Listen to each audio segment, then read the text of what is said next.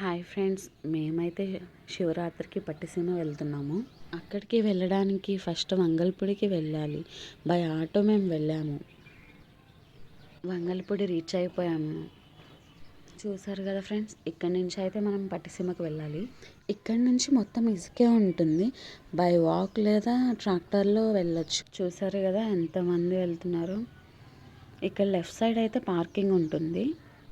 ఇక్కడైతే శివుడి విగ్రహం ఉంది. శివుడి బ్లెస్సింగ్స్ తీసుకొని స్టార్ట్ అవ్వాలి. చూసినట్టయితే ఈ ప్లేస్లో అయితే అన్నదానం జరుగుతుంది. దర్శనం చేసుకుని వచ్చి ఇక్కడైతే అన్నదానం చేసి మెల్లగా ఇంటికైతే వెళ్ళొచ్చు. అండ్ సో ఇక్కడి నుంచి అయితే అసలైన జర్నీ స్టార్ట్ అవుతుంది. మేమైతే ట్రాక్టర్లో వెళ్తున్నాం. ఇక్కడ చూస్తే కొంతమంది బై వాక్ వెళ్తున్నారు. చూసారుగా మా ట్రాక్టర్ అయితే స్టార్ట్ అయింది. ఎద్దుల బండి మీద కూడా వెళ్తున్నారు. ఇక్కడ నుంచి చూసారుగా ఎంతమంది వెళ్తున్నారు. మేమైతే సగం దూరం అయితే వచ్చేసాము. ఈ ట్రాక్టర్ అయితే ఇక్కడి వరకే వస్తుందంట. మళ్ళీ కొంచెం దూరం అయితే నడవాలి.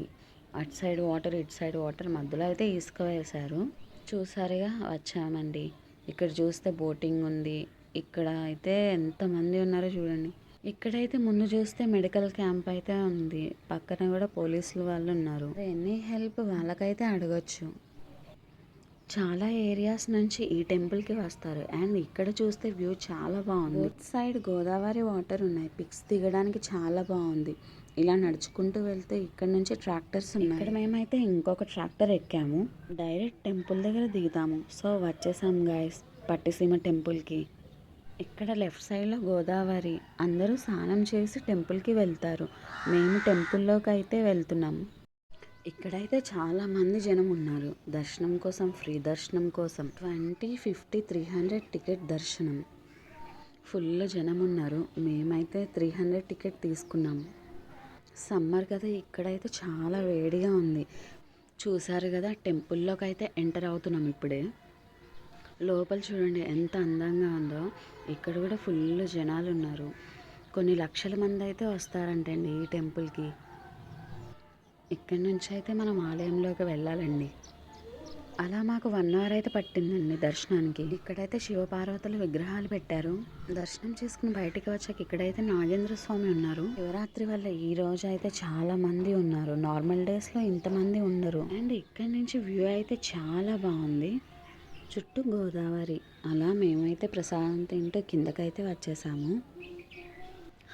ఇక్కడ చూసారా ఎంతమంది ఉన్నారో దర్శనానికి. ఇంకా మేమైతే బయటకైతే వచ్చేసాము. ఇక్కడ చెప్పులు తీసుకొని షాప్స్ అయితే చూడడానికి వెళ్తున్నాము. నైట్ టైం ఇక్కడైతే చాలా బాగుంటుంది లైట్స్తో, జనంతో. అలా ఈవినింగ్ వచ్చి దర్శనం చేసుకుని బయటకు వచ్చి తిరిగితే బాగా ఎంజాయ్ చేయొచ్చు. ఇక్కడ చూసారా ఎంత బాగున్నాయో చిన్నపిల్లల టాయ్స్. మేమైతే అన్ని షాప్స్ చూసుకుంటూ మెల్లగా అయితే తిరిగాము జాతర మొత్తం. ఇక్కడైతే చూసారా సాగే చీరలు ఎలా తయారు చేస్తున్నారో. ఇక్కడైతే అన్ని చిన్నపిల్లల బొమ్మలేనండి. చూడండి ఎంత బాగున్నాయో. నేనైతే చిన్నప్పుడు వేయించుకున్నానండి. మళ్ళీ ఇప్పుడు వేయించుకుంటున్నాను. చూసారు కదా తను ఎలా వేస్తుందో బెల్లం గోరింటాకు. చిన్నప్పుడు కదా వేయించుకున్నది, చాలా ఇయర్స్ అయింది. ఒకసారి వేయించుకుందామని వేయించుకుంటే చూడండి చెయ్యి మొత్తం ఎలా చేసిందో. ఏంటి ఇలా వేసావని అడిగితే ఆరిపోతే బాగుంటుంది మేడం అని అంటుంది. పోన్లేండి చిన్నపిల్ల కదా. అన్నీ చూసుకుని రిటర్న్ అయిపోయాము. సేమ్ ట్రాక్టర్ ఎక్కి వచ్చేసాము. స్టార్టింగ్ పాయింట్లో అన్నదానం తిని మెల్లగా ఇంటికి వెళ్ళాం. సో సక్సెస్ఫుల్గా అంత మంచిగా అయిపోయింది. లాస్ట్లో అయితే టెంపుల్ డీటెయిల్స్ పెట్టాను, చదవండి. Happy Shivaratri friends. Thank you friends. And please like, comment, subscribe.